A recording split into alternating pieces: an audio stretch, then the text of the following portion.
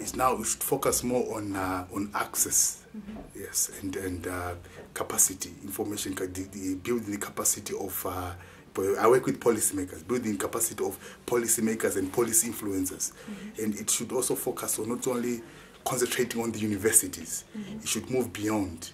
If it's to have any impact to government ministries, where there are ministers, where there are also, you look at permanent secretaries, where there are researchers within government. We work with the researchers in government to train them how to access information, how to evaluate information. And in the event that it's more permanent than to work with politicians, like what has been done, some development institution. Now there's need to work with key line government institute, key line government researchers and secretaries who are involved in the day-to-day policy-making institution. Yes. I'm fervent about Southern research. So I'm being based in MENA. I see the value of proper communication, and of course after the recent revolution, the proper decision-making models based on evidence, on research that's generated from evidence, I think is one of the crucial bits. Southern research has to come into place. It's not just the theoretical or the empirical bits that we get from the Northern Hemisphere, but the Southern has more practical or applied knowledge. There should be a link between both. I'm hoping that within the next 3 years that we wouldn't be looking at this in the same paradigm, but rather it's just knowledge across the world with no variation or with no inequality of quality of work or inequality of knowledge. Look at it from 3 angles. One is bringing policymakers and research close. Policymakers and researchers, bringing them closer and closer so that a policymaker can easily call up a researcher and say, oh, I need more information on this and this and that, or just send a mail. And so having access both ways is very crucial. That way we can bridge that gap that is between them. The other part of it is researchers being able to break down their research work for the ordinary person to be able to understand. Then the third part of it, which is very crucial, especially in Ghana, is the media. Researchers need to work more with the media, because I know for a fact that in Ghana, what becomes topical is what gets the attention of policymakers. And so if the researchers are able to get the media men to be able to talk more about their research findings and outcomes, then it will surely attract the attention of policymakers to take another look at those works. Yeah. When I look at technology and the current state of sharing, I think knowledge brokerage will be influenced a lot by the social networking tools that are available. And the mobile telephony will play a key role, because more and more people are actually acquiring and using the mobile phone for various purposes, including communication, creation of data, banking, and many other functions. I mean, we actually know that there's a lot of knowledge that has been created already, and in terms of knowledge brokering, we still need to focus on making that knowledge, repackaging that knowledge so that people can actually get access to it. So what I think that knowledge brokers should focus on sort of platforms that can make the knowledge easily accessible, and that should go all the way to the ground, not just remaining with the practitioners where we've been focusing on, but looking at other innovative ways that we can actually reach farmers, for example.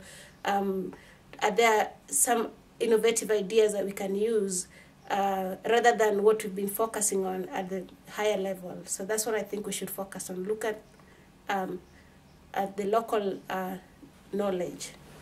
I think sharing knowledge between different, the knowledge intermediaries and knowledge brokering. I don't know if it's, that there is more of a community of practice or a sector. Mm-hmm.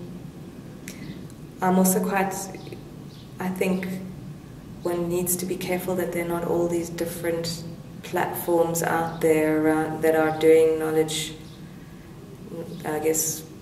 intermediary work, mm-hmm. That there's not too much overlap, okay. And that one could use technology to make sure that that overlap doesn't happen and that there's more collaborative work happening between knowledge intermediaries. If it's an online knowledge intermediary, I mean, I've learned from this workshop that knowledge intermediary can mean a whole lot of things, but I'm coming from a more online knowledge intermediary background. There are new tools. I don't know if I can answer that very well, but I feel, personally, I would like to understand which tools work better in terms of information for various target groups, because not everything is suitable for all the groups. So I'm here more or less to learn about these things, the different social media, and how effective are they for different packaging information for different stakeholders we are working with. So I wouldn't specifically propose which was the right way, because I'm on the learning process myself. In the coming few years, knowledge brokering should continue. The focus should change from being conduits for this kind of information to being, empowering people to have the critical thinking, to have the ability to use the tools, and so that really the filtering will be demand-driven rather than on the on the supply or in the middle. So this is what I see, because I see technology enabling that. I see a situation where we will all be using Sage of some sort of intelligent agents that is going to pick that information that we want. How we define those Sage criteria and whatever, that will be the key, rather than I think focus on how to collaborate, because there's a lot of information, and at the very moment that we Twitter that I found interesting information, there's even more information all of the same. So I think it's a necessity to team up and to organize this stream in some way. So that's a major thing. The business model, who's going to pay for this information, that will be more and more important, I guess, because there will be an end to free information. I'm quite sure about that.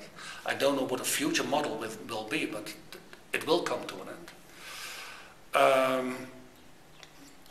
And I think also using new technologies, we must be very inventive, and there's a challenge to translate research information to consumable information for policymakers. That's been a challenge that has been around as long as research has been done. But I think with people getting used to the speed of internet and the visual information of internet, that's getting more and more important. So I think we should focus on that one too. Again, I don't know how, but I'm thinking about it constantly. Okay, Peter, I think that's a good note to end. Did you have anything you want to add? That was the last question. No. Thank you.